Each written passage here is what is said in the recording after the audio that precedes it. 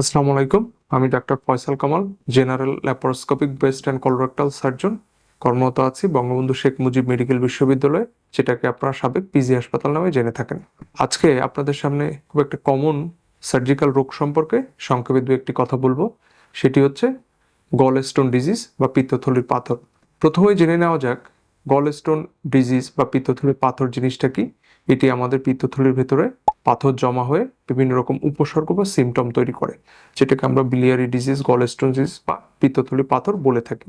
এখন জেনে নেওয়া যাক এই পিত্তথলি পাথর আসলে হওয়ার কারণটা কি। অনেকে আমাদের কাছে জিজ্ঞাসা করেন রোগীরা। সেক্ষেত্রে আসলে আমরা প্রথমত কিছু কারণ খুঁজে পাই, যেটার ভেতর প্রথমত দেখা গিয়েছে যে স্থূলতা বা যারা অবেস পেশেন্ট তাদের ক্ষেত্রে এটা কমনলি দেখা যায়। সেকেন্ডলি দেখা যায় এটা যারা খুব বেশি পরিমাণ কার্বোহাইড্রেট ডায়েট খায়, উচ্চ শর্করা জাতীয় খাবার, অনেক মেডিকেশনের কারণেও এটা হতে পারে, যেমন যারা ওসিবি বা ওরাল কন্ট্রাসেপটিভ পিল খায়। এছাড়া জেনেটিক কারণে হতে পারে।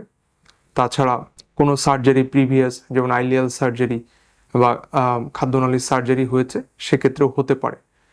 তবে কমনলি দেখা যায় যে যারা অবেস পেশেন্ট প্লাস বয়সজনিত কারণে ফিমেল পেশেন্ট এবং যারা কার্বোহাইড্রেট ডায়েট বা রিচ ফুড বা স্পাইসি ফুড বেশি খায়, তাদের ক্ষেত্রে এটা হওয়ার চান্স খুব বেশি। এখন জেনে নেওয়া যাক এই পিত্তথলি পাথর হওয়ার পেছনে এই যে কারণগুলো দেখা গেল, তাছাড়াও আমাদের কিছু গলব্লাডার প্যাথোলজিক্যাল সমস্যার কারণেও এটা হয়ে থাকে। যেমন গলব্লাডার পিত্তথলি যদি সঠিকভাবে কাজ না করে, সেটা আমাদের যে বাইল তৈরি করে বা পিত্ত রস তৈরি করে, সেটা যদি সঠিকভাবে কার্যক্রম করতে না পারে, অথবা সেটা তৈরি উৎপাদন ব্যাহত হওয়ার কারণেও এটা পিত্তথলি পাথর তৈরি হতে পারে। তবে একটি কথা আপনাদেরকে বলে রাখি, এই পিত্তথলি পাথর আসলে ম্যাক্সিমাম ক্ষেত্রেই উপসর্গহীন থাকে, তবে অনেক ক্ষেত্রে এটা উপসর্গ তৈরি করে থাকে। এটা অনেক ধরনের হয়ে থাকে, যেমন আমরা প্রথমে বলে থাকি পিগমেন্ট স্টোন আছে, দেন হচ্ছে ব্রাউন স্টোন আছে, মিক্সড স্টোন আছে, কোলেস্ট্রল স্টোন আছে। দেখা যায় ওয়েস্টার্ন কালচারে বা ওয়েস্টার্ন কান্ট্রিগুলোতে এটা বেশিরভাগ কোলেস্ট্রল স্টোন তৈরি হয়। আমাদের এশিয়া বা সাবকন্টিনেন্টে কমনলি দেখা যায় পিগমেন্ট স্টোন তৈরি হয়। তবে পিগমেন্ট স্টোন তৈরি হওয়ার পেছনে রক্তরোগ অনেক ফ্যাক্টর হিসেবে কাজ করে, যেমন হেরিডিটি স্প্রোসাইটোসিস বা সিকল সেল ডিজিজ, এই ধরনের অনেক ডিজিজের কারণে এটা হয়ে থাকে। এছাড়া মিক্সড ভ্যারাইটিও পাওয়া যায়। এখন আসা যাক একটা পিত্তথলি পাথর হইলে আমরা কিভাবে বুঝবো যে আমার সমস্যাটা পিত্তথলি পাথরজনিত অথবা গলব্লাডার ডিজিজ জনিত। সেক্ষেত্রে আমরা প্রথমে বলে নেই যে রোগীরা প্রথমে বলে থাকে যে তার পেটের উপরিভাগের থেকে ডান দিকে ব্যথাটা শুরু হয় এবং এটি অনেক সময় শোল্ডার টিপের দিকেও অগ্রগামী হতে পারে, এবং দেখা যায় রোগী বমি বমি ভাব বা খাদ্যের বদহজম এটি অনুভব করে। এছাড়া দেখা যায় যে চর্বি জাতীয় খাবার খেলে খাদ্য হজমে সমস্যা তৈরি হয়। এছাড়া তার দেখা যায় অনেক সময় জ্বর আসতে পারে ইনফেকশনের কারণে। এছাড়া দেখা যায় যে তার বাউল হ্যাবিটে অনেক সময় অল্টারেশন দেখা দিতে পারে। এখন জেনে যাওয়া যাক এই পিত্তথলি পাথর আমরা যে উপসর্গগুলো অনুভব করলাম বা বললাম, এছাড়াও অন্য অন্য কিভাবে এটা বোঝা যেতে পারে। ডায়াগনোসিস আমরা এই পিত্তথলি পাথরটা কিভাবে করতে পারি। প্রথমত আমরা বলে নেই, এটা আমরা খুবই সিম্পলি একটা সনোগ্রাফি, আলট্রাসোনোগ্রাফির মাধ্যমে এটা আমরা ডায়াগনোসিস করতে পারি। এটা খুবই সিম্পল একটা পরীক্ষা, এটার মাধ্যমে আমরা কোনো পাথর আছে কিনা আমাদের সনোলজিস্ট এটা বলে দিতে পারে। এছাড়া আমরা এমআরসিপি, যেটাকে আমরা এমআরআই বলে থাকি, এছাড়া সিটি স্ক্যান অথবা সামটাইমস রক্তের কিছু পরীক্ষা যেমন এএলপি পরীক্ষার মাধ্যমে আমরা এটা অনেক সময় বুঝতে পারি। এখন আসা যাক একটা পিত্তথলি পাথর হলো তখন আমাদের চিকিৎসা পদ্ধতিটা কেমন হবে। প্রথমত বলে নেই, এটা পিত্তথলি পাথর হইলেই এটা ম্যাক্সিমাম ক্ষেত্রে উপসর্গহীন থাকে, খুব একটা উপসর্গ এক্ষেত্রে দেখা যায় না। তবে যখন উপসর্গ তৈরি করে তখন এক্ষেত্রে আমাদের চিকিৎসার প্রয়োজন হয়ে থাকে। উপসর্গ ছাড়া কিছু কিছু ক্ষেত্রে আমরা সার্জারিটা করে থাকি পিত্তথলি পাথরের ক্ষেত্রে।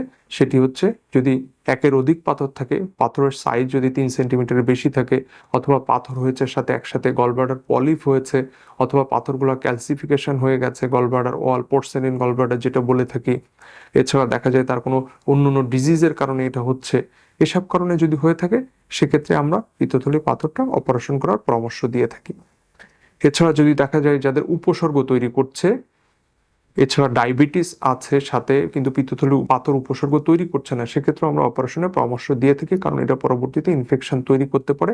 সেক্ষেত্রে ইনফেকশন হয়ে অনেক সময় এটি ছিদ্র হয়ে ফেটে যেতে পারে এবং ইনফেকশনটা আশেপাশে পেটের ভেতরে ছড়িয়ে পড়তে পারে, কোলাঞ্জাইটিস তৈরি করতে পারে, যেটা খুব জীবন ঝুঁকিকর হয়ে ওঠে। সেই জন্য আমরা আগের থেকেই তাদেরকে অপারেশনের জন্য পরামর্শ দিয়ে থাকি। অপারেশনটা অ্যাকচুয়ালি আধুনিক যুগে আমরা যেটা করে থাকি সেটা হচ্ছে ল্যাপারোস্কোপিক সার্জারি। এটাকেই গোল্ড স্ট্যান্ডার্ড বলা হয় গলব্লাডার পাথর বা পিত্তথলি পাথরের ক্ষেত্রে। তবে আমাদের ওপেন সার্জারিও প্রয়োজন হয়ে থাকে মাঝে মাঝে। ল্যাপারোস্কোপিক সার্জারির সবচেয়ে বড় সুবিধা হলো এটার মাধ্যমে রোগীরা খুব দ্রুত স্বাভাবিক জীবনে ফিরে আসে, হসপিটালে খুব কম সময় অবস্থান করা লাগে, হায়েস্ট 1 থেকে 2 দিন। এছাড়া দেখা যায় এটা বর্তমান সময়ে ডে কেস সার্জারি হিসেবে অপারেশন করা হচ্ছে, মানে সকালে অপারেশন করে রাতে বাসায় যাওয়া। এবং এটা মিনিমাল ইনভেসিভ সার্জারি, খুব সূক্ষ্ম দাগ হয় এবং অনেক ক্ষেত্রে দাগও থাকে না, স্কারও থাকে না, এবং রোগীরা খুব দ্রুত সুস্থতা অনুভব করে বাসায় ফিরে যেতে পারে। আমরা ল্যাপারোস্কোপিক সার্জারি রেগুলারলি করছি এবং এটার মাধ্যমে রোগীরা খুব সুফল ভোগ করছে। সো খুব অল্প কথার মাধ্যমে আমরা আপনাদেরকে গলব্লাডার পাথর বা পিত্তথলির রোগ সম্পর্কে সংক্ষেপে কিছু বোঝাতে সক্ষম হলাম। আশা করছি ভালো লেগেছে। ভালো থাকবেন। ধন্যবাদ সবাইকে। আসসালামু আলাইকুম।